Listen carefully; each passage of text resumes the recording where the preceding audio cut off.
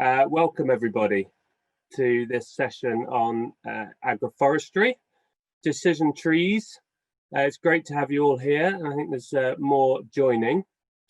This session is supported by the Fabulous Farmers project, which is a European Horizon 2020 project looking at functional agricultural biodiversity. So that's a range of techniques that you can implement on farm that help biodiversity, but they also help the function of your agricultural system. And agroforestry obviously is one of those techniques that you can use. So thank you to Interreg for supporting this session.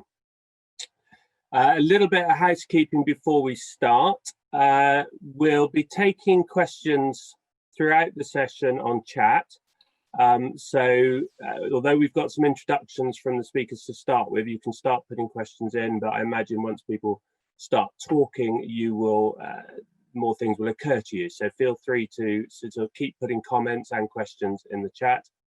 If you do have a decent internet connection, then do keep your video on. That helps us to imagine that we're in a proper event place and we can all see each other and interact rather than staring at a lot of blank screens. But obviously I know not everyone's able to do that. Do please keep yourself muted while speaking's going on, otherwise it all gets quite chaotic. And you may also want to just tweak your settings so that you have speaker view so that you can see the speaker when they're talking rather than gallery view, but obviously that's up to you. And just to make everyone aware that the session is being recorded. So I'm Ben Raskin. I'm the head of horticulture and agroforestry at the Soil Association. My background originally is a commercial horticultural producer. I joined the Soil Association nearly 15 years ago and head up their horticultural work for the charity. And then more recently have taken on a lead on the agroforestry work of the charity as well. In addition to that, I'm running a 200-acre agroforestry project at Helen Browning's farm, Eastbrook Farm in Wiltshire. So I will be sort of feeding some of my experiences through into the chat today on that. And I was also the editor of the Agroforestry Handbook that I hope many of you will have read, but we'll put a link in the chat to that for those of you that haven't yet seen it.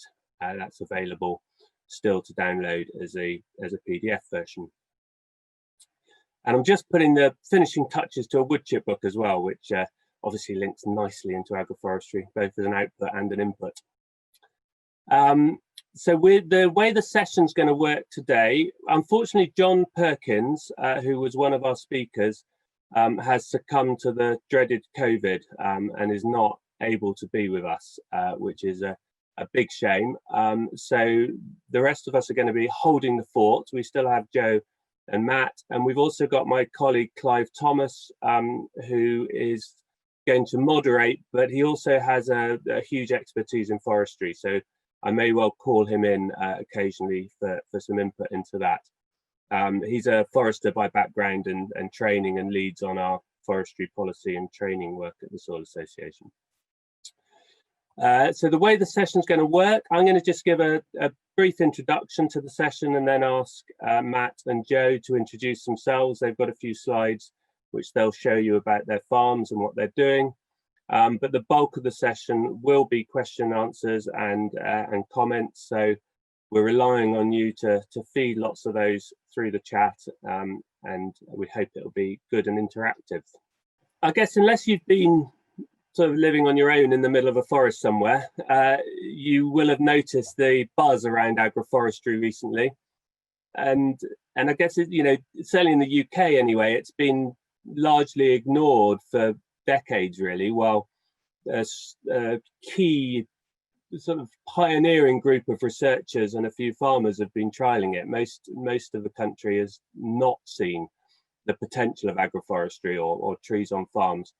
That now is being recognised. It's being recognised by farmers and eventually by policymakers.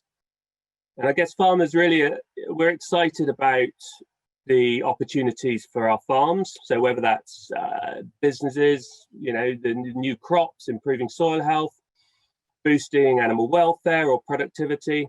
But I think, you know, a lot of farmers are keen to contribute more widely to what might be considered those, you know, those public goods, such as clean water or mitigating flood risk.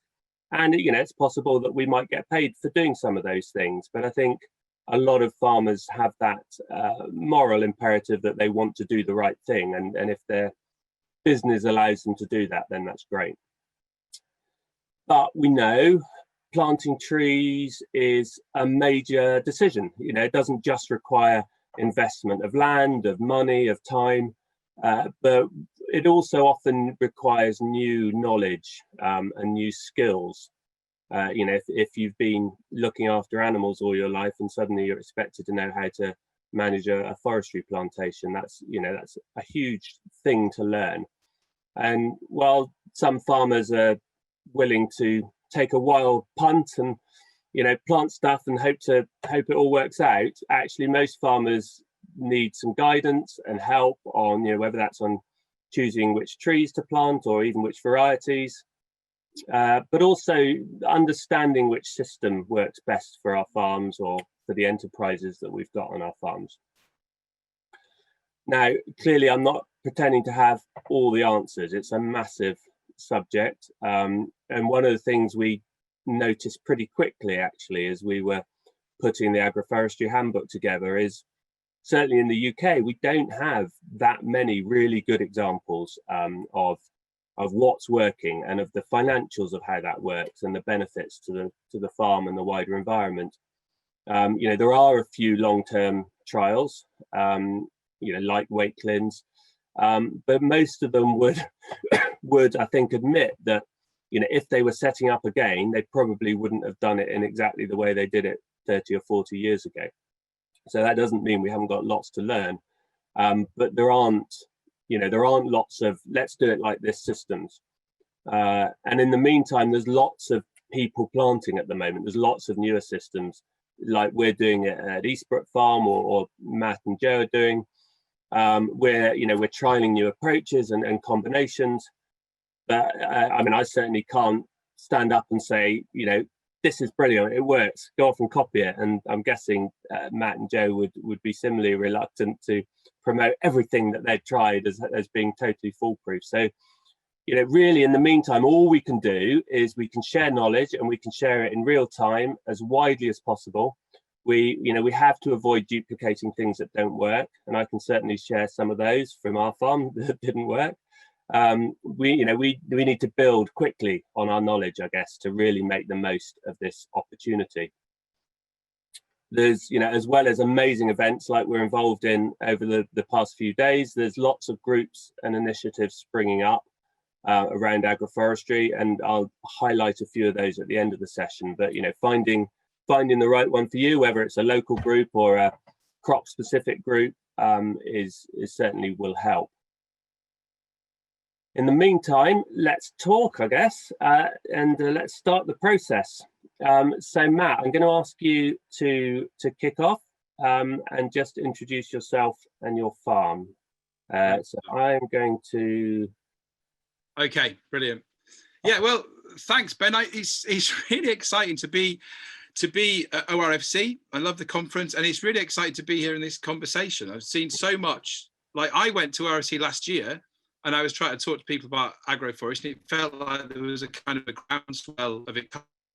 Then this year, I feel like there's a big turning, isn't it, really? It's been really exciting. Anyway, so I'm a farmer here up in northwest Wales, between the mountains and the sea. And we're a small 30-hectare permaculture inspired and holistically managed farm. And we're on a mission, really, to prove that you can buy a farm on a mortgage, that you can make it pay itself financially through producing real food, and at the same time that we can build soil, build biodiversity, build social capital, and most importantly, that we can enjoy it as well. And I kind of think, like, if we can do that, then I don't know, sure we can make the world a slightly better place.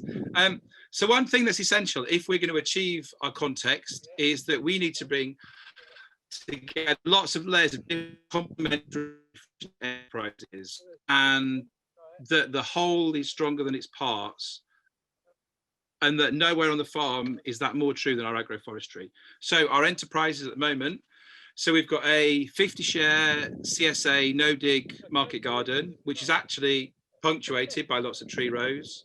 We've got a 100% pasture fed sheep and cattle that we sell direct as meat boxes. And we've got a pastured 300 hen laying flock, most of which we sell to the same customer base, and the eggs go a little bit beyond that into kind of a few cafes and shops as well. And we've also got some tourism. We've got kind of campsite and some yurts. And agroforestry is really central to all those systems. So we've got plans to implement different systems around the farm. We've got some kind of where we just removed all this windblown spruce. We've got some plans to put lots kind of like coppice-based systems in there. We've got this plans for this woolly mammoth nut savanna over here. We don't have any woolly mammoths yet, but we've got all the nut trees started, so we're part of the way. And then what I'm going to talk about, what we've actually really put in so far is kind of agroforestry around the main kind of farm itself, really. And what we've done here is we've broken up our main grazing pasture into 30 day-sized grazing units. And all our agroforestry is multifunctional. It's all producing shelter and shade. It's all mitigating like the way that water flows through the farm. It's really there to subsidize some of the animals' diet. It kind of there's a big part in that. But a lot of it is also just that daily management and that creating that kind of backbone, I guess, really to the kind of farm system. And it's really kind of turning the whole farm into this kind of like three-dimensional system. And that's one thing I'm really excited about with it. So on our poorer and north kind of facing land, we've put in lots of browse stuff. So we've put in stuff that's quite cheap, that's edible, mainly fast growing. So it's willow, lime, alder, birch, a few other stuff, but that's the kind of base of that. And then on our better, flatter land, we've put in more top fruit, so soft fruit and other support species as well. They're kind of like linear forest gardens, really, and it's got all the same benefits as the browse rows, but hopefully without any browse. And it also gives us that valuable extra crop as well. So they're mainly apple. There's some plum, some pear, some cherry. I got a bit optimistic at moments when we were planting, but it's mainly apple. And then there's that sub layer of blackcurrant, raspberry, gooseberry, sea buckthorn, aronia, elder as well. I've got quite excited by elder, and there's other support species there. So actually, to kind of trying to create that kind of woodland edge effect in the middle of the pasture, we've actually also kicked off by putting a few kind of really fast-growing kind of woody species like birch and alder as well into those rows. Yeah, and then actually there's also a kind of a layer below that. So we've put in lots of comfrey, put in lots of different things to attract insects. And this year we're also going to try putting in some pumpkins into those rows as well to go into the CSA. And the plan from these is that we'll take that forward to the main crop is the apple juice crop. Some will go into the, and then, yeah, and some of that soft fruit will go into making fruit juice mixes and jams as well. And it's not a big scale, but we kind of really expect it to, I don't know, like £5,000–6,000 off that fruit juice. And that's, you know, that's probably at least equal really to what we're doing with the beef off that same land. And we've put them in on kind of 14-metre centres. We've left lots of quite big headland and turning areas, which allows our contract's hay rake to fit in. And we kind of, you know, we've managed to keep our contractor on side.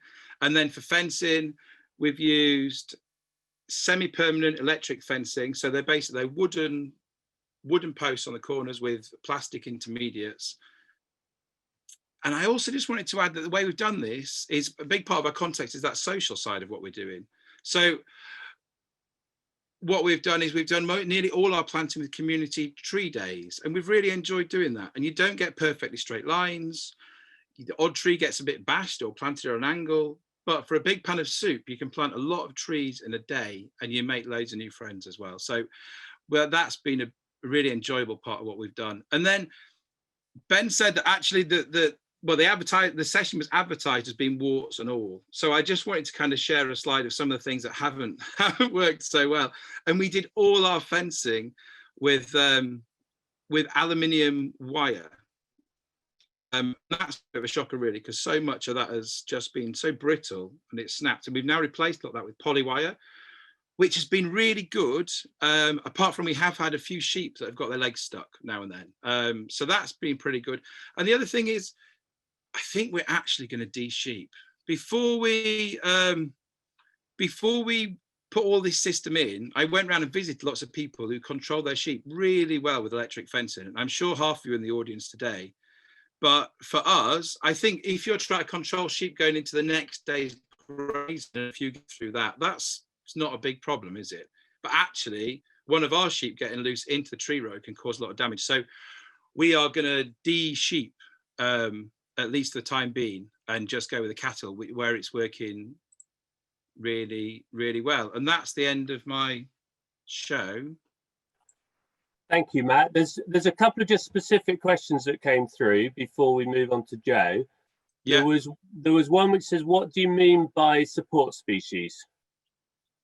So we've put in lots of comfrey there as an accumulator. We've put in things we've put in like those birch and things like that, just to kind of create more of just more tree roots as well, really, and a little bit of kind of shelter in there. Because I don't know, I guess really what we're trying to do is we're trying to put this tiny little thin strip of woodland in the middle of a pasture. And so we're trying to put as many things in there as we can to support that and to try and create that slightly more woodland based environment. And also for the pollinators and things like that, we've kind of put in things that will attract insects. Great. And there was a question about the size of your vegetable growing area. So we're growing on about 1,200 square meters of bed. Is that right? Yeah, something like that. Yeah, so we're growing on that area of bed, and then we're hopefully bit by bit going to break out into some more of these tree rows and put things like the pumpkins I was saying into there. And we've got we've got two relatively modest polytunnels as well. Great. Yeah. I'm going to leave for now. There's a lot of questions coming through on fencing, which we will definitely come back to. We spend a lot of our time on the farm talking about fencing. And we'll come back as well to the mulching sort of later in the discussions. But for now, I'm going to ask Jo to do her introduction, if we can swap the presentations over. Okay, hi everyone. Lovely to be here. Thanks, Ben, for asking me to join this. It's very exciting to be part of this conference. And we were talking earlier about, people from all over the world. So it's just very exciting indeed. So I'm Jo Kidd, and from Tree of Life Organics. We're a small, Matt said they were small, but we're even smaller, 5.6 hectare farm and relatively new. And we're just outside Faversham in East Kent in the UK.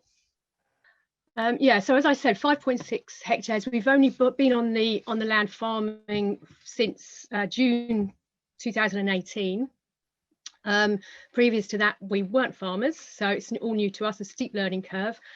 We've been involved in other eco and vegan projects, social enterprise, that kind of thing. Although my partner has got a background in agricultural engineering, which is extremely useful.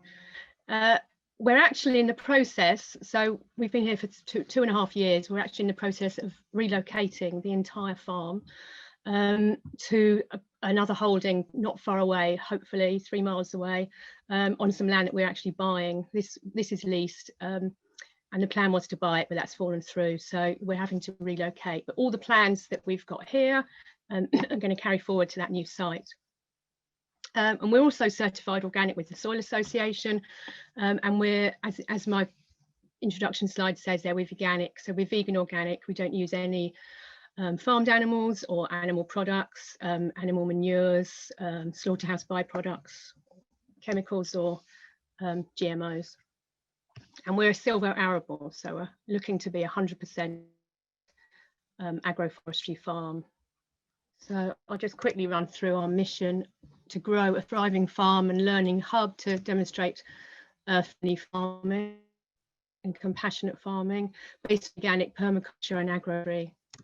and also incorporating low impact building and green technologies. So what we want to do is create a space where people can come together and learn together and just be together. So our main principles, really, I mean, our priority is to maximise biodiversity and to build healthy soil. So everything kind of comes from that. So we're looking at being earth friendly, all life friendly, and climate smart farming. So we're completely off grid. All our water, including our drinking water, comes from rainwater harvesting. We use wood fuel for heating, and our energy, our electricity comes from electric car batteries, which we connect to batteries under the caravan, so caravans. We also avoid all single-use plastic and concrete, so anything we build is from natural materials. And really our focus is around learning together, around research and trying new things, trying different approaches to veganic farming, to agroforestry, being as diverse as possible really, and including as many people as possible in that learning journey. We like to talk really about community sufficiency rather than, people have asked in the past, you want to be self-sufficient? I mean, obviously that doesn't work anywhere with a commercial farm, but even, you know, we don't want to live in a bubble. We want to be kind of very much outreaching and reaching out to people and people getting involved. So we've had, as Matt talked about, really tree planting, community tree planting, lots and lots of people have helped. And also, as we're new to this, we're constantly asking people for advice, and we've got advice from all over the place. We're working closely with Professor Steve Newman from Biodiversity International, who's advising us on, particularly on our alley cropping, on our agroforestry. So our main crops and enterprises so far, we've planted 4,000 trees, which I'll go into a bit more detail in a minute. We've also, within our alley cropping system, we're growing heritage cereal varieties, so mainly wheat. We've also done some oats, and again, we've been very much using a community sowing approach. So lots of people have come to help to sow that by hand. Everything's by hand. Even though you can see the tractor there, but that's the tilling. We're looking at aiming to become completely no-till. At the moment we're min-till, so obviously when we move we'll be able to focus more on the perennial side again, but we'll probably continue with the cereals.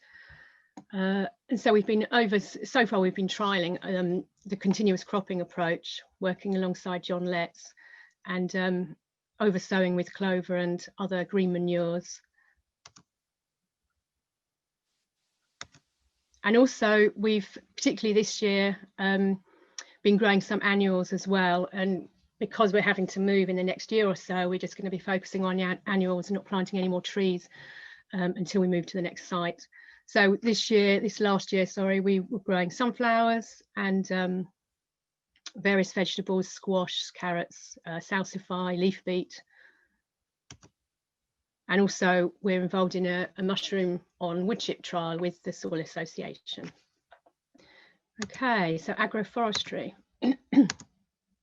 We started, when we first got onto site, we planted our woodland strip on our main field, so 4-metre woodland strip with trees funded actually by the Woodland Trust. And that was done mostly with community tree planting weekends with lots of friends and neighbours and other people who wanted to get involved. And then, and also hedgerows around, native tree hedgerows around each field as well. Then we've since then added shelter belts within the fields. So again, a bit like Matt, we're looking at productive shelter belts. So we've included alder, the usual alder and poplar, but we've also included elder and willow and hazel and birch and sea buckthorn, which we're hoping would be one of our main crops going forwards.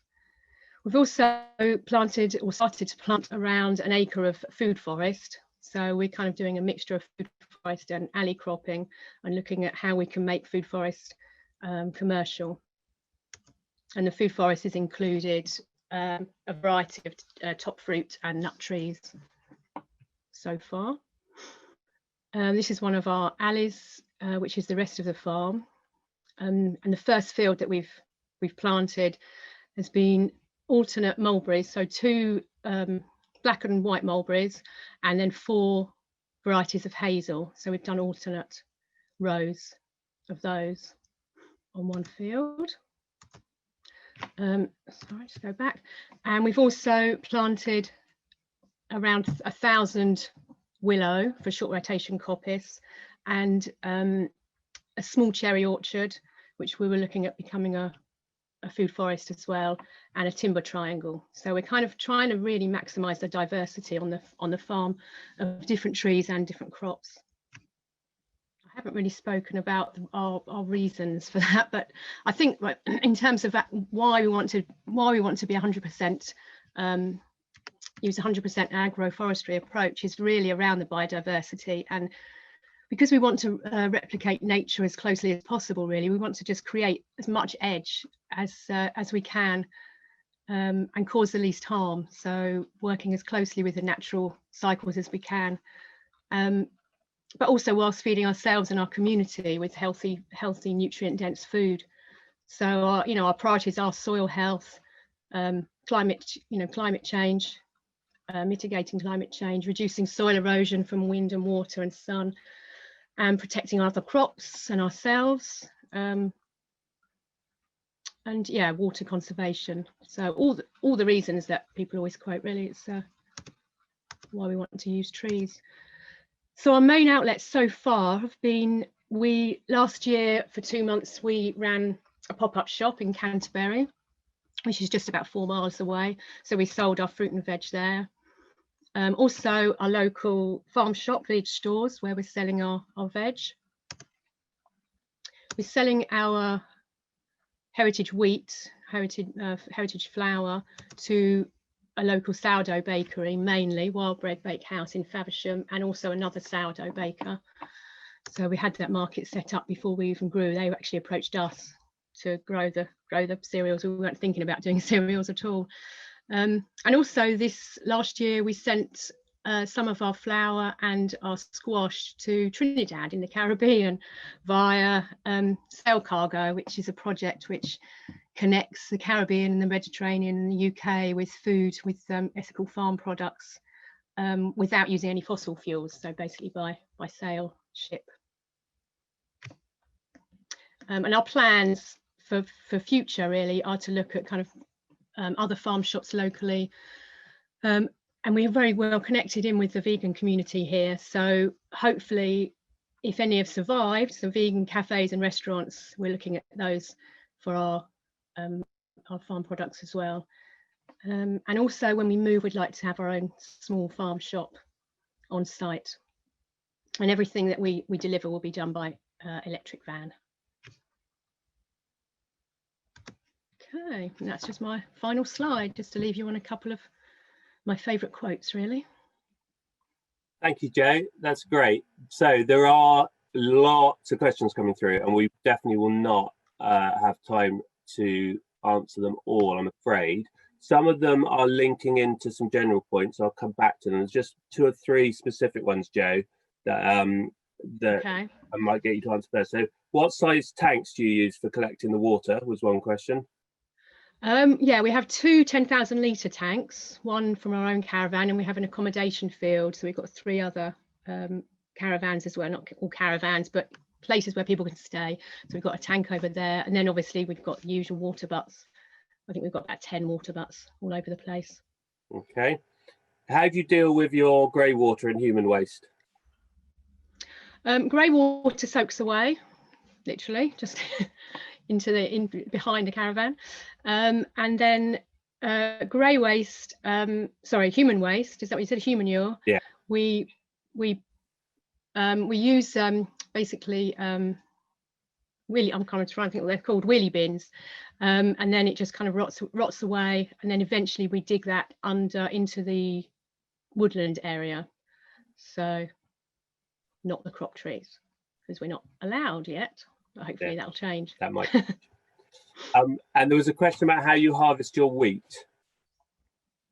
We do have a yeah. So I've set it's all by hand, with sowings by hand. But we do have a small, well, smaller than the big modern one. It's a 1981 Massey Ferguson combine. We were trying to hold of a plot combine, but it was impossible to find. So yeah, I bought that second hand. Great, thank you, Jo. So what I'm going to propose now is I'll just tell you briefly a little bit more about what we're doing at Eastbrook, and then we'll move on to some of the general questions. I don't have slides because I was expecting John to be here doing his bit. So I'll just briefly outline what we're doing. So the farm, Helen Browning's farm, it's about 1,500 acres. Most of that is owned by the Church of England, and there's some quite interesting discussion on the chat about land ownership and planting on rented land, which has been a huge barrier. I think it's becoming less of a barrier, and I think it will become even less of a barrier once we start to get some example rental agreements of how it can work for both the landlord and the tenant. But for Helen, it was a problem, and it wasn't until about 6 years ago when she inherited some land of her own that she was able to start planting. So the project we're working on is 200 acres. It's mostly sort of flat, heavy clay at the lower end of her farm. It's grazed, almost entirely grazed at the moment, mostly with dairy young stock. There's one field where we're trying to implement poultry system, but we haven't yet found someone to run a poultry system. So if there's anyone on the call that wants to run a poultry system in Wiltshire, do get in touch. So we're trialing different systems. We've got some alley cropping, we've got some grazed woodland that we've planted. We're looking at browsing blocks. We're putting in, sort of replanting a couple of hedges. And there's questions coming through in the chat about spacing of rows and stuff, which we can come on to. And we've got a couple that we're trialing. So in the larger field, which we're hoping to do arable in at some point, it has been done in the past, but it's finding those cultivation windows in the spring is tricky. We've got 27-meter spacing, so that's based on sort of Stephen Briggs's system, where it leaves a 24-meter row, and 24 meters is divisible by 12, 8, 6, 4, 3, 2. So you can put any piece of machinery between that row effectively. So it leaves it quite flexible. And then we've left big headlands as well, so we can turn the kit round at the end. And then on the smaller field where we're going to be doing the poultry, I've got 10-meter spacings, and that's with slightly smaller fruit trees. So up in the top field, it's timber and Perry pears, interplanted with willow and alder. In the smaller field, we've got around 19 different species of tree and bush fruit. And then the browsing blocks, we're looking at willow and poplar, and hopefully mulberry if I can find the trees. And I'm also, there's a question on the chat about climate change. We're certainly looking at trialing stuff. We've got almonds and apricots and figs, which is quite optimistic in North Wiltshire. But also potentially things like black locust and honey locust, which I know some people have very strong opinions about. But I think we need to be trialing everything actually, or we're going to be in trouble. So that's roughly what we're doing. The motivation really for Helen is around climate resilience. It's around animal welfare. So unlike Jo, we are heavily stock dependent, but she wants the best life for her stock. She wants better diet, more shade, happier life. So that's a big driver for her. And on this particular part of the farm, a lot of it is, we're hoping it will start to dry the soil out a little bit more with trees, and then who knows with climate change, where it makes the land potentially croppable more often than it is at the moment. So that's broadly what we're up to at Eastbrook. So if anybody's sort of got any questions as part of that as well, then I'm happy to answer that. So what I was going to do with the Q&A session is broadly sort of divide it into 3 themes. Now, I don't know if this is going to work because there's crossover between the themes, but there's the choice of trees, and that's come up in a few questions. So maybe we'll start with that. Then there's sort of looking at how you set up the system, what system you choose, and how that works with your existing enterprises or with your new ideas for enterprises. And then the final bit, I guess, is that sort of ongoing management. So if we start maybe with the the tree choice. I mean, I saw a question specifically around why, Joe, you'd chosen to plant mulberries, and then there were some other questions about, you know, nuts, and the sort of the, you know, the long-term productivity of things. There was questions earlier on about juicing versus dessert apples, you know, so all of this, I guess, affects what tree you choose. And there's, you know, I know when I first was sort of told go and plant some trees, and you go, oh, there's quite a lot of trees you could choose from. How do I make that decision? So Matt, do you want to start maybe? And you know, what, when you sat down with your sort of initial plan, what made you write down a tree species, and what made you leave one out? I don't know. It's quite a big question, isn't it? I think a lot of ours was what's obvious around us. Like if you just look at like little bits of the farm that have been left to go, you know, they're full of hazel, willow, alder. There's that kind of like what wants to grow here is definitely a part of that. And then we did do some looking into, there's, I don't know, I'm not very good on the technicalities of it, but like we did do quite a lot of looking at what people were growing for browse stuff. So that's stuff where like the lime came through quite strongly from that.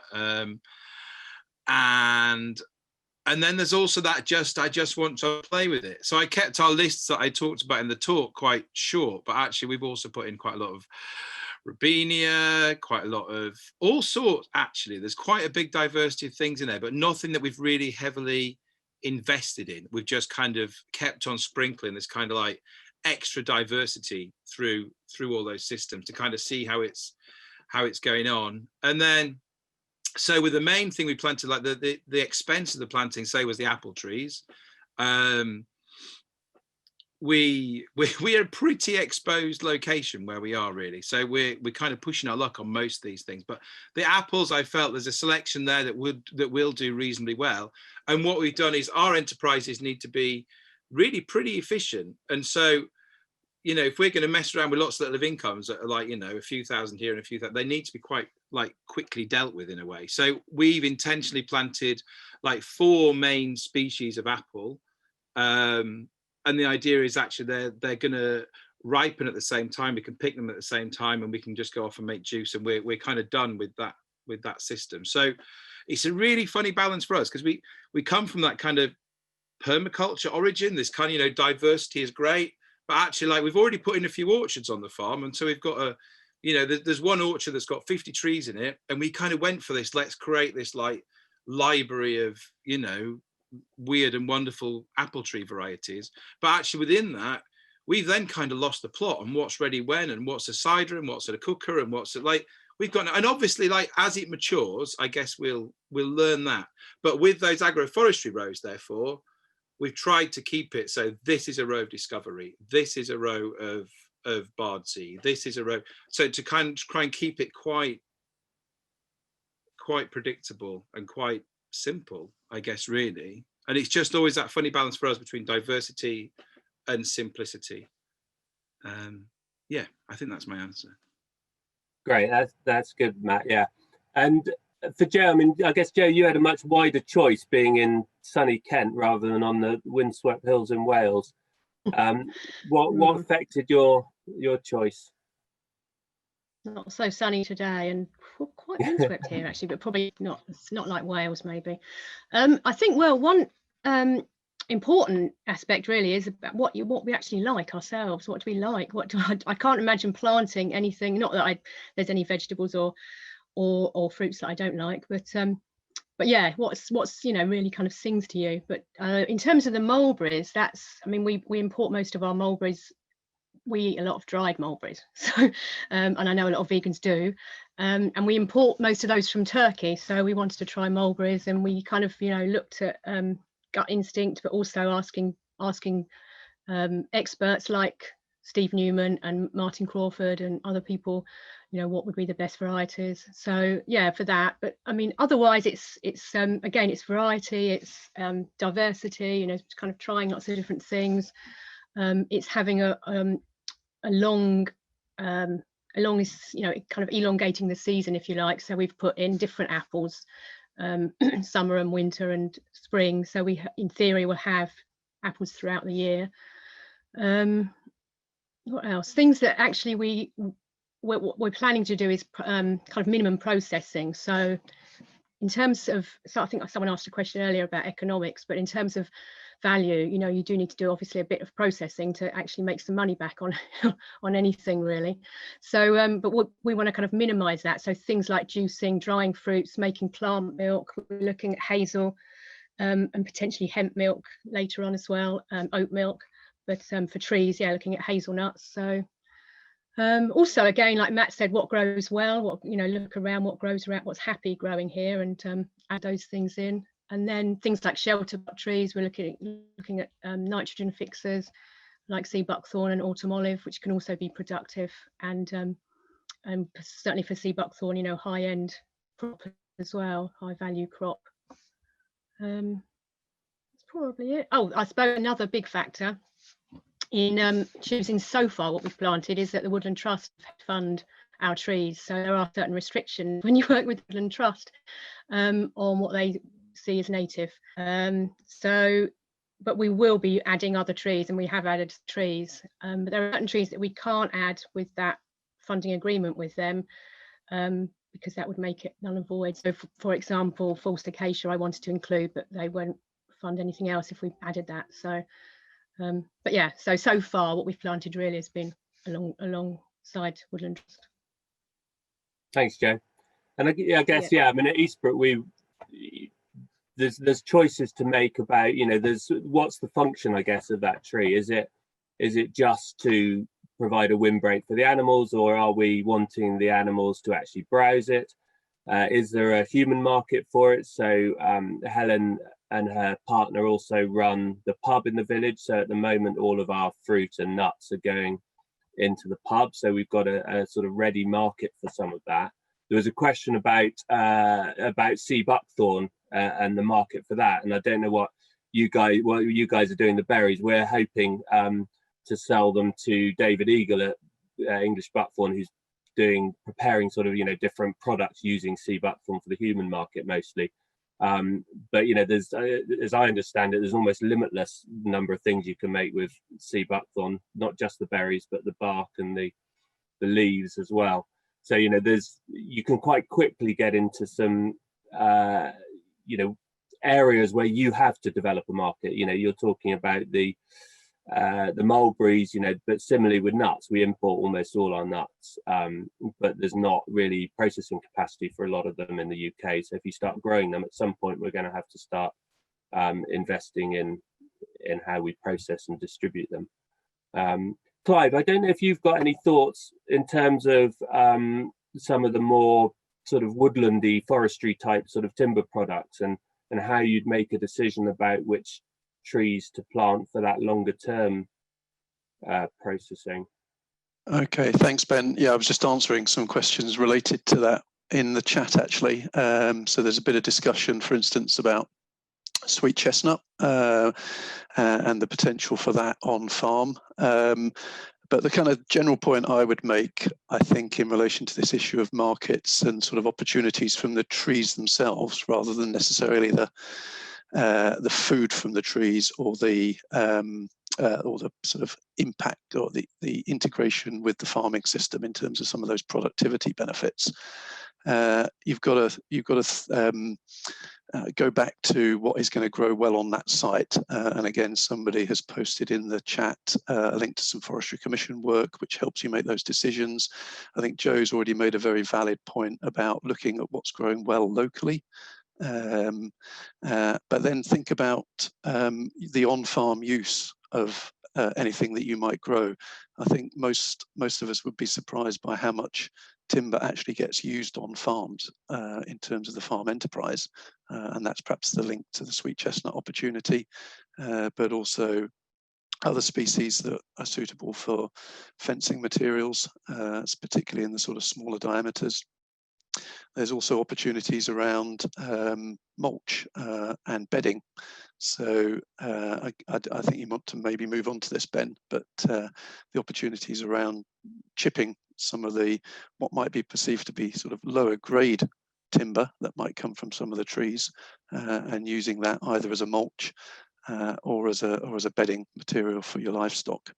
And then the broader point, I guess, about markets, and I think one of the things that we're very keen to work with farmers on, and more generally through our work in the Soil Association, is this idea of a agroforestry local woodland economy that we need to collectively work together to stimulate, because some of this will be market pull, but some of this could be product push in terms of thinking through how farmers may cooperate, maybe very formally or informally, in terms of sort of group approaches to scaling up small supplies from individual farms to get that market access, and to work with other people in that wider supply chain in terms of facilitating some of that. So yeah, just some thoughts for now, Ben. Great, thank you very much, Clive. So I think we'll kind of leave that tree choice bit there, and as Clive said, there's some good links there in the chat as well.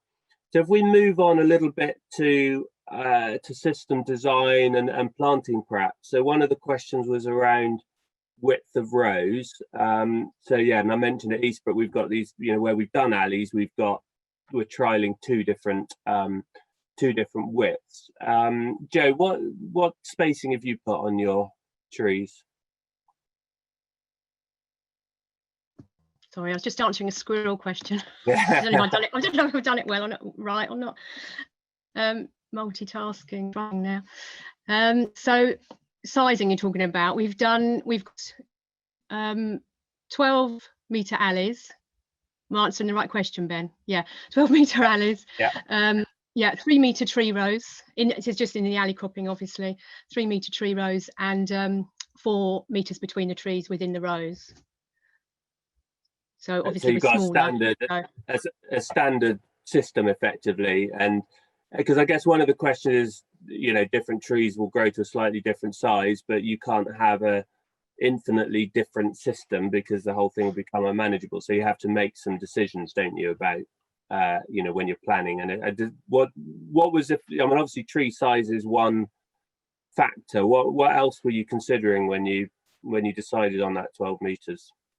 Machinery, basically. So yeah, being a kind of divisible by 2 meters, 3 meters.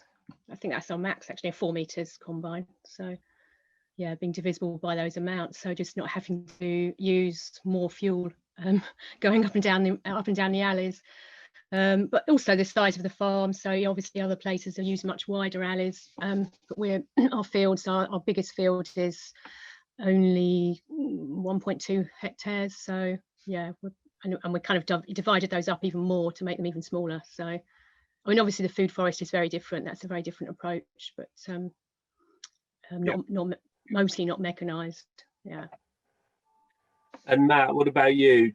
How did you plan your tree spacing and alley spacing? Similar things really. So I did get round we've got one contractor who does most things on the farm. So I was so nervous about keeping him on board really. So we got him and he was going, look, my hay rake is whatever it is, like, you know, 10 meters wide and I need this much space. So some of it came from that kind of conversation. And then a lot of it really came from, it's all kind of from the field side, the field usage side. So some of it came from the fact actually that the width of the chicken tractor and the width of the poultry nets. So that makes a nice kind of like 10 meter, say, kind of width across those space, because that chicken tractor moves every other day.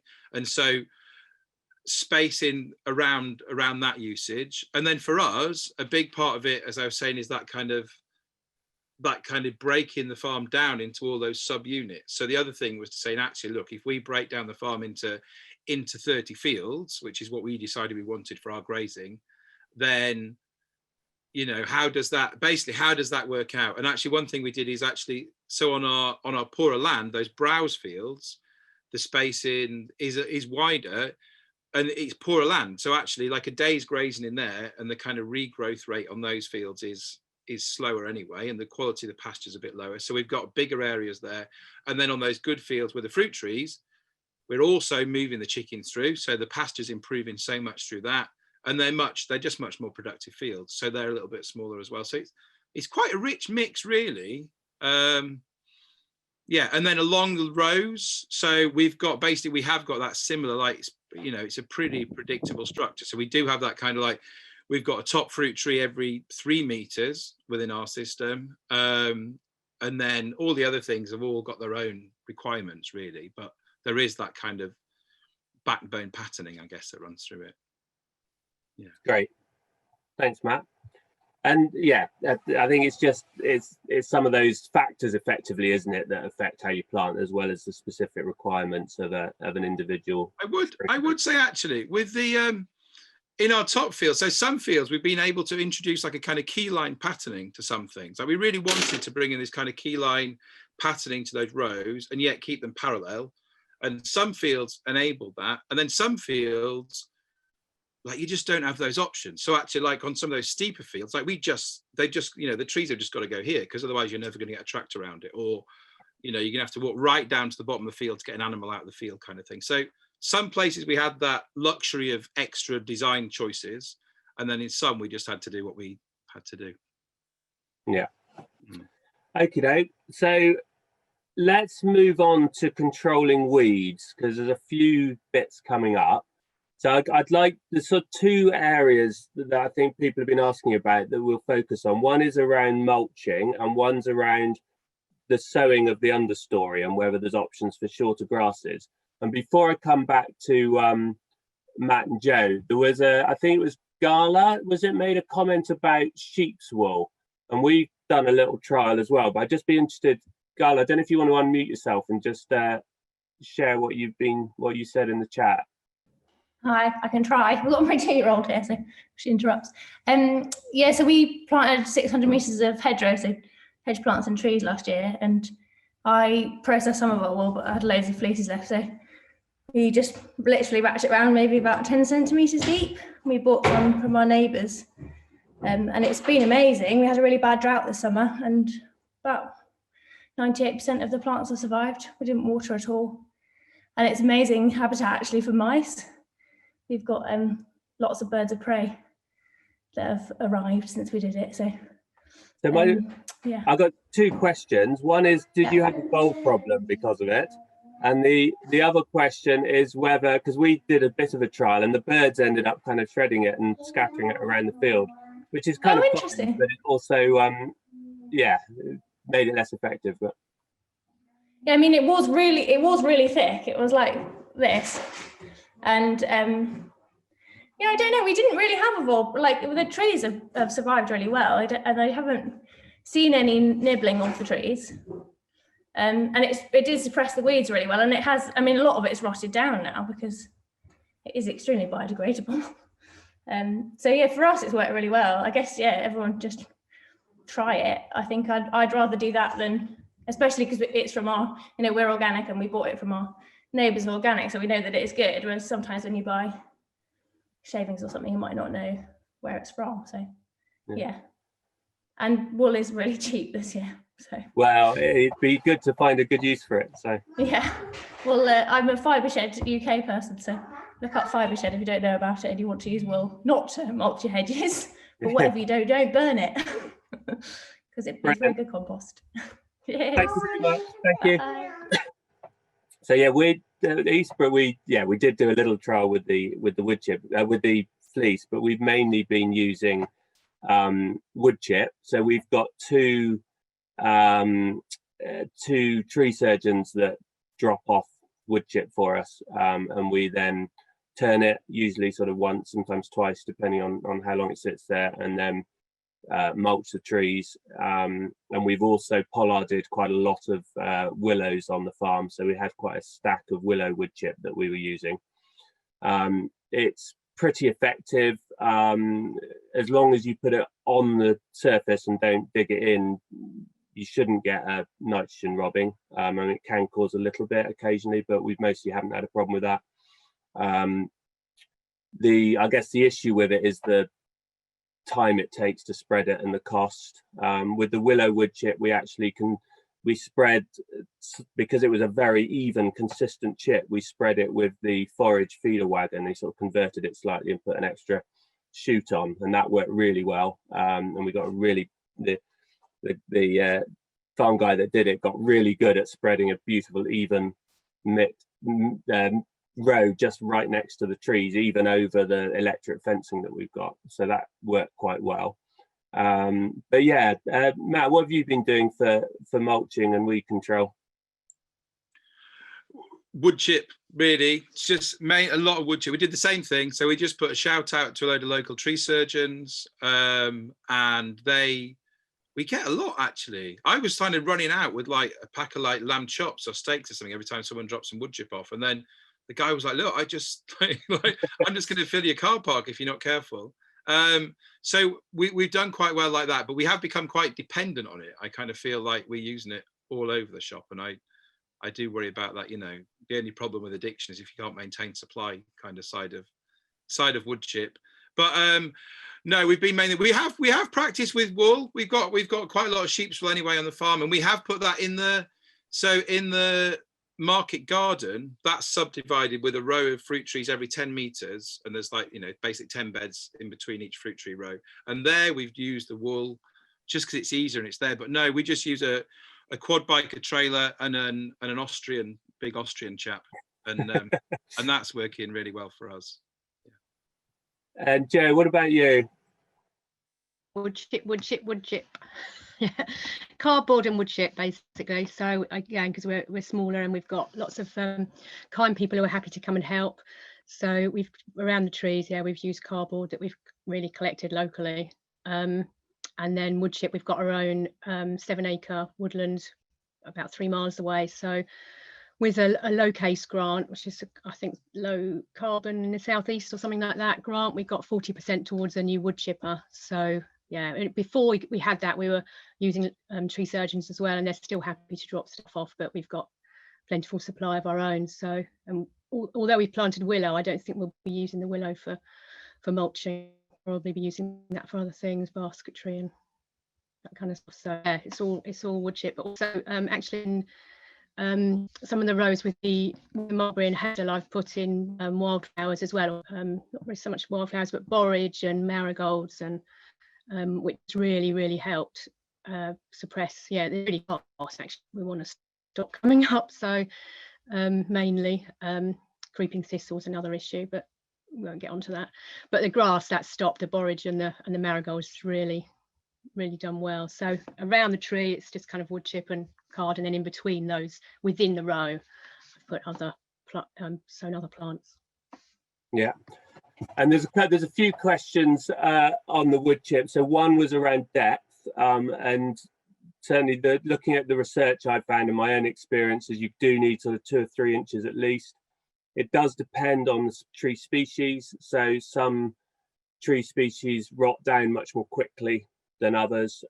So we did a innovative farmers field lab looking at soil amendments for tree health, and one of them was looking at Wisley, RHS Wisley was using single species wood chip, and they found that hornbeam, which is really hard, lasted really well, gave 2 years of weed control, whereas something like willow, you know, at the end of the first year, it's mostly disappeared. It's amazing how quickly it disappears. So yeah, you do need a good 2 or 3 inches at least, and you got to be careful not to leave it piled up around the trunk of the tree, because where you get that contact, it can cause rotting. And there was a question actually around, or a comment around the voles, and we certainly found, so where we used mulch mats, and we used Hessian mulch mats, we had really bad vole problems. Where we used a wood chip mulch on top of Hessian mulch mats, we had an even worse vole problem.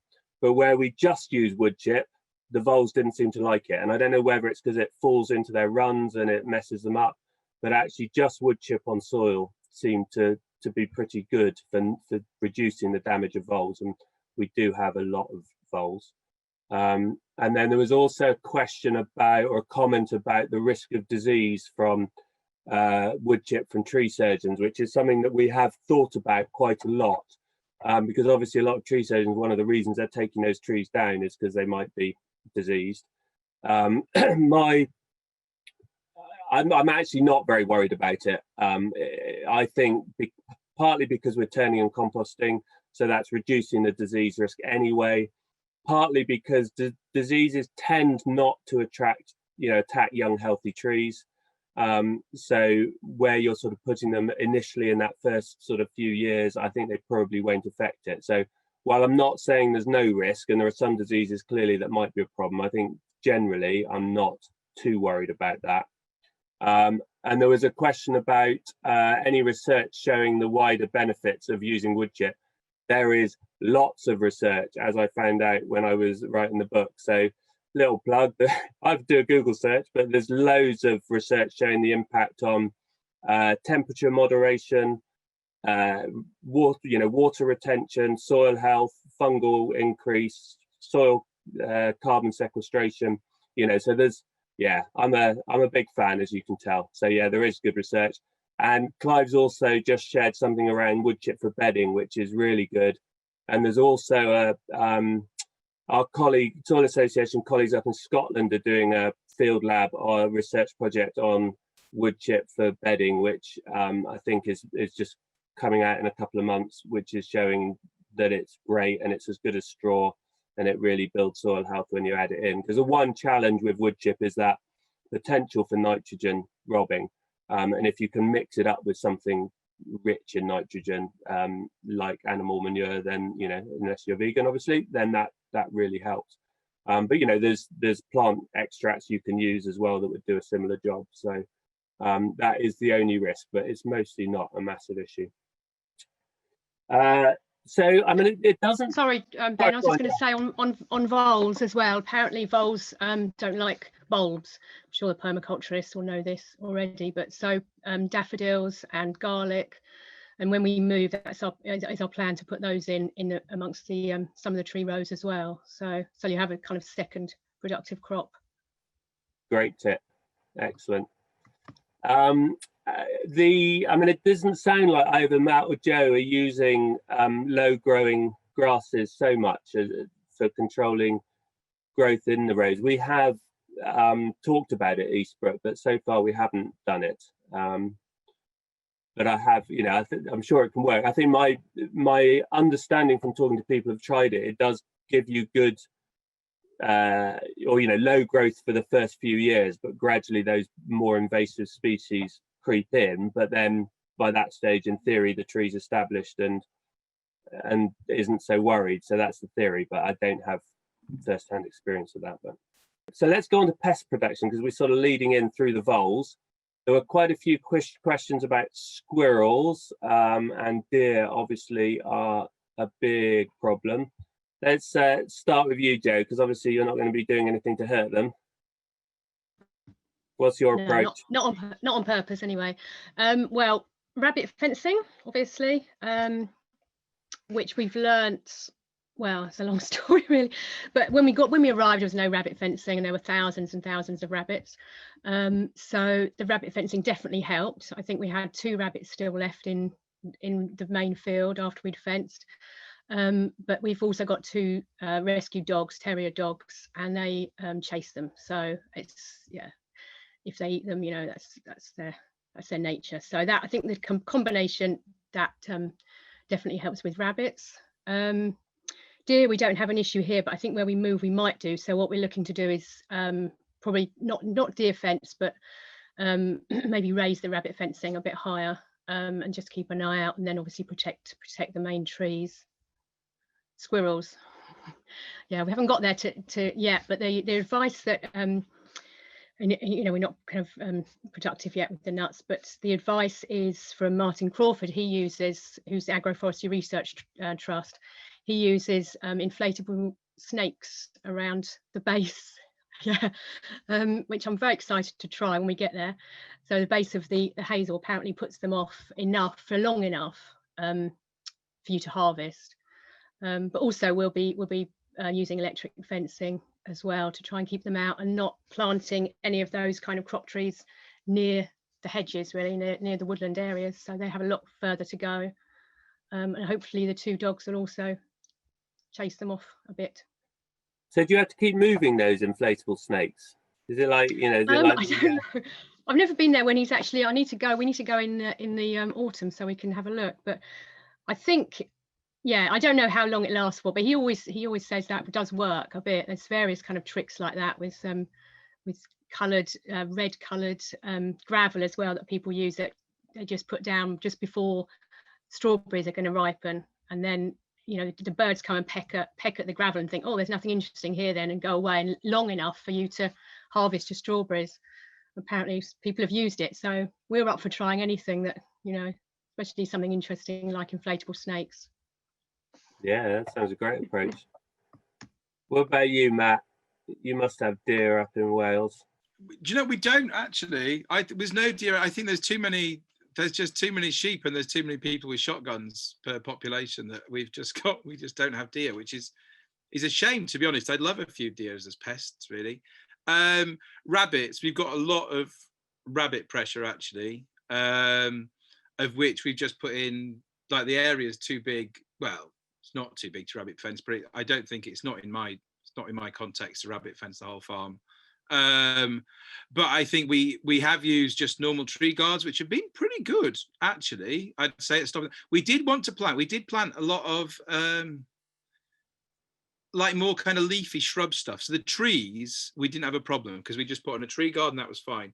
But we put in lots of like Eleagnus and a few other stuff like this that were just like small and leafy that just, to be honest, they just got nailed by rabbits. And we've not really found a way around that. We've upped the farm's cat population a little bit, which is part of that. And also we have put in a few like more kind of places for owls to perch. And actually we've put in a few little kind of pyramids and stuff, like little, little tripods around the place. And actually I think that's, whether it's working on the population on the pest populations, I don't know, but we can definitely hear more owls around. So things are using them, like you just put in perches amongst the system.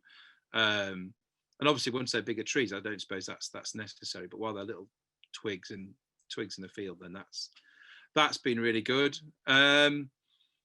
No, and we were really nervous about voles. I talked to so many people whose systems have been, pretty much destroyed by voles, and for some reason, that's not. We have got a lot of adders on site actually. So there's a few areas we've left a few bits of wriggly tin around, but actually I think we just have a lot of adders on the farm, and so that might help as well. But yeah, that's yeah, interesting. And I mean, we've got a lot of voles, but we haven't had much vole damage, and that's for us that's been interesting. We did see initially with, as I say, with the mulch mats, but within 6 months of planting trees, we not only had the voles, but we had the kites and the barn owls and the kestrels, and the buzzers, and they all moved in with much more quickly than we kind of expected, I guess. And we've got a range of, let's move on, I guess. Let's sort of move this through to fencing, because it's been mentioned a bit with the rabbits. So we have deer fenced 2 of the fields, one where we've got the most valuable trees because it was worth it, and the other where we did it as part of the Woodland Creation grant, so we got a grant for fencing that. With the alleys, we've got single strand electric fencing on each side of the alley, so that's designed mostly to keep the cattle out, and then we've spiral guarded each tree within that. So we've got muntjac and hare, so that spiral mostly keeps them off, and we've got the single strand on each side of the tree, which seems to keep the bigger deer off. And I think while they could easily jump one row of it, because it's not a clear jump because they've got another strand 3 meters away, they tend to avoid it. And it is possible as well. It's all on mains electric, so it's they may just keep away because there's a lot of high voltage electricity about, and they don't want the shock.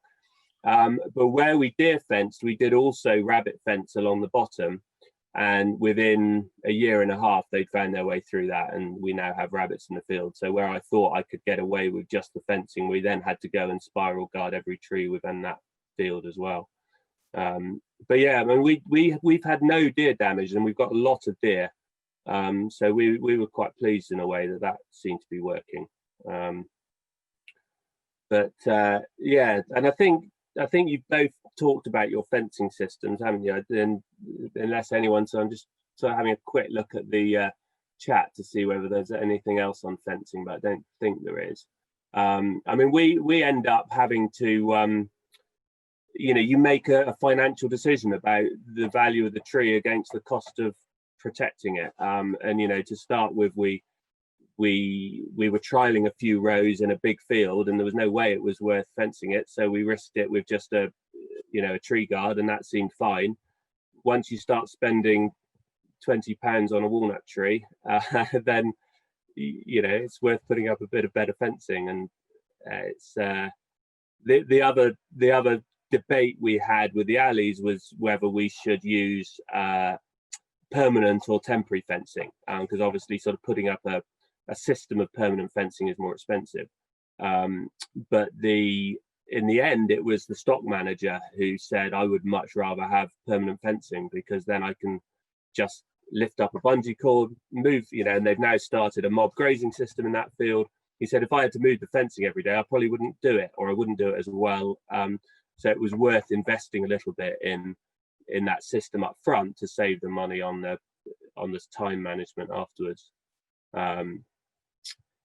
And there's a few questions now. Yeah, certainly dogs are good. Successfully using yeah, so there's a question around green fencing. I'm really interested in this. So this idea that you use something sharp and spiky, either to grow around it, or, you know, some people actually cut the old wood and build it round, and we're certainly really interested in that. And one of the things I'd like to try, so I'm also interested in growing tree seed in wood chip mulch. So if you put the whole mulch and tree seed all down in one and let it grow up, and then thin to your final spacing. But if you included potentially, you know, gorse or bramble in that mix, to give it its own fencing at the same time. But I haven't seen, other than kind of noticing it in the wild where you see an oak tree popping up through the middle of a bramble patch, I haven't seen anybody doing it on a farm scale in a managed way. But I think there's definitely, I get, you know, we don't like the amount of plastic we use when we plant trees. It's you know, it's just not, it doesn't feel right, and yet, you know, at the moment we don't seem to be able to find a way to stop it. So sorry, just on that, Ben, just perfect timing. I'm just talking tomorrow with two guys from a company called Biocycle, so a bit of a shout out to them. They're just trialing using flax, completely tree guards made from flax. Oh, great. This to you separately actually, but yeah, and they're just hoping this spring that they're going to actually be able to manufacture. So yeah, we've tried to avoid the plastic guards, and I'm kind of disappointed in, you know, Woodland Trust really, that they're not promoting alternatives as much as I would like. But we've also used chicken wire, but you know, sometimes that's fine, but it doesn't protect against the wind, so which has been an issue with a couple of our mulberries have suffered from, you know, so that's definitely a learning thing, that we put that on mulberries actually bashed against the winds, you know, kind of bashed them against the chicken wire, so damaged the trunks. So yeah, if we're moving forwards, we're going to actually hopefully get some of these flax guards and use some of those for the more expensive trees. So that's quite exciting. Yeah, well, look out for that, because I've tried some cardboard ones and they didn't really last long enough. I was wondering about those. Yeah, I mean, they did a good job for a year, but then they just seem to sort of collapse a bit, which obviously is not really long enough. So we've done that. I guess the one question which is sort of moving slightly away from the practical bit, but it has come up quite a bit, and certainly earlier in the conversation, was around this, you know, the problems of rented land. And Joe, I know there were some questions for you around, you know, you said you were moving to a bit that you own. You know, what's happening with the bit you're leaving, and, you know, how did you weigh up sort of, you know, how much you invest in trees on a system where you don't own the land? How did that decision work? It's a long story, which I won't go into the great detail, but yeah, we basically had an agreement, but it wasn't legally binding. We had an agreement that we were going to be buying some of the land, and then the landowners changed their mind. So speaking of, you know, warts and all, there you go. It was quite devastating when we heard last summer, but you know, we want to carry on doing what we're doing. So we just thought, right, we're going to have to find somewhere to buy. and relocate all those trees and everything else that we've already started here in terms of infrastructure. So in a way, you know, lucky we've only been here 2.5 years rather than longer. But yeah, definitely an interesting experience, and just really highlights all the issues around land ownership really, and the need for land reform, if not revolution. So talking to lots of different people outside of this around that, and thinking about things like, you know, setting up vegan land trust or organic land trusts, or just get, you know, general land trusts. But something, you know, definitely needs to shift. So yeah, when luckily we did all the rabbit fencing here, but we did get that funded through countryside stewardship. So we haven't lost that money, but yeah, and I don't know the answer to the question. I don't know what they're planning to use the land for. Before we were here, it was just grassland, and it hadn't been grazed for some time. So, and about 20 or more years ago, I think it was orchard. But so yeah, we're in Kent, East Kent, lots of pressures on land for development. So yeah, your guess is as good as ours. Yeah, no, I mean, I had a similar experience when I rented a couple of acres 10 years ago and planted up a small agroforestry system, and the landlord went bust, and I ended up, yeah, having to move all the trees, and it was, yeah, it's not good. But talking to you about getting some advice on that then.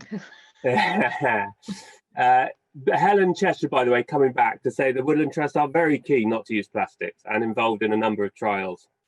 So they're with you on that one. I thought excellent. That's exciting, Helen. Thank you. I'm glad you're listening. Brilliant.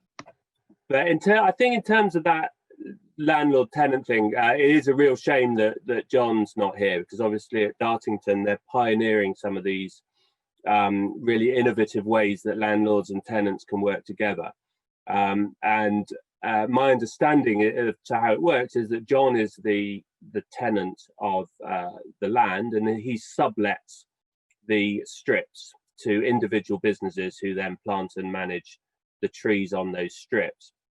And what that does is it gives him a bit of income back. So effectively it helps him with sort of cash flow and his profit and loss, but it also removes the need for him to manage that at all. And there's been, I think, some interesting discussions about, you know, how wide an alley do you need for your tree? And then you've got to work out which crops you grow and when you're going to need to harvest, you know. So Stephen Briggs has very carefully planned his apple crop to ripen after his cereal crops are finished, so that they're not interfering with each other. Where you've got a tenanted farm where John will be doing a different arable crops within each time, you know, how you manage that, and do you need a grass strip? And for some, so for the elderflower, I think they left a grass strip that they could drive up and harvest because they were going to be ready earlier. And for the apple trees, they've gone closer. But I think they've got some template agreements that you can see in terms of how that's going to work. And there's other people that are doing, you know, doing work on how do you, and because the other problem as well, you know, you plant a tree and it gradually becomes more valuable, and then less valuable again as it gets older. So the traditional model of depreciation on capital doesn't work, because it's, you know, it's not a straight, it's most valuable now and it's getting less valuable. So who gets that reward and who benefits if something happens, you know, halfway through the agreement or someone leaves? So there's none of it actually is insurmountable. And the challenge, I think, historically has been that trees have not been valued, and so they've been seen as something that devalues land and therefore a real problem, and I just don't want to get involved. If they become seen as something that's worth having, then there's an incentive for both sides to get it right and to find an agreement that works for both. So I think probably we're going to have to wrap up, because I know that they've got to finish on the dot, and we've just got a couple of extra bits. There's still lots of discussion going on. It says the chat will be saved but not made public in case any personal info, but we will be putting some of the links on the workshop page. So that's just to make sure that if there was anything you needed to grab off the chat. Clive, did you want to add something there? I was just going to make that same point, Ben. Yeah, but you've caught up with it. So yeah, I'll do that afterwards. As you say, there's lots of good links as well as discussion in the chat. So I'll certainly make sure the links are posted on the workshop web page. Great, thank you, Clive. I'm just going to share one final slide as well, but I don't know, Matt and Joe, whether you've got any just final thoughts that you'd like to share before we wrap up. Not really. Just if you're sat here teetering on the edge of doing it, just go and do it. Really, it's been the best thing we've done on the farm for ages, and we've kind of nearly done it for so long. But actually, what it's done to the farm in terms of, I don't know, just adding so much to that landscape, and also just in terms of like all our neighbours coming around and going, what on earth are you doing, has been so interesting. And yeah, so if you're on the edge of making that decision, I've not regretted any of it once. That's a great final point. Thank you, Matt. What about you, Joe? Yeah, echo those sentiments really. Yeah, whatever, you know, we've learned so much from being here, and we've, you know, not been farming before, so you know, it's just, if you're just thinking about being, you know, working closer to the land, just go and do it. The more of us who do it, the more things will start to change, and, you know, and get better. And yeah, so just, yeah, I don't know, I think whatever our mistakes, you know, things we've learned from, it's just all positive really. We can't, yeah, I'm just going to move forward and excited for the next steps. Thank you.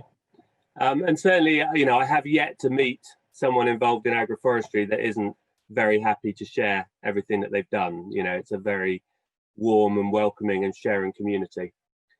So I just wanted to highlight a few things before we finished. I mentioned the Fabulous Farmers project before. There's a link there to the website.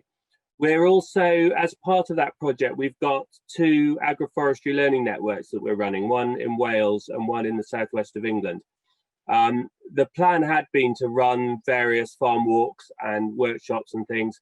Obviously, COVID has not helped that. We've done a few webinars, but we are hoping when we're sort of back to being allowed out and about to do some more of those. We're still hoping to run a grafting workshop at the end of February in Wales, if we're able to.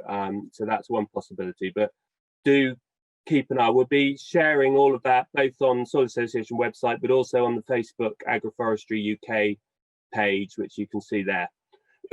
If you're not already a member of the Farm Woodland Forum, then why not? You should be joining.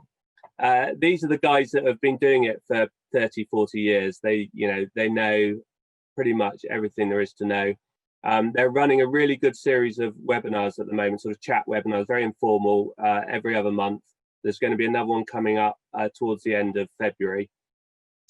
And they have just a really good JISC mail where you can sort of effectively fire your question into them.